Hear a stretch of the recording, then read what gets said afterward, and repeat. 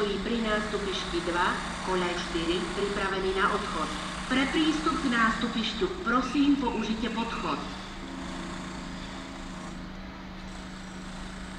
Zmeškaný medzištátny osobný vlak železničnej spoločnosti Slovensko, smer Lúky pod Makytou a Horný Libeč, pravidelný odchod 12 hodín 24 minút, stojí pri nástupišti 2, koľaj 8 vpravo. Pre prístup k nástupišťu prosím použite podchod.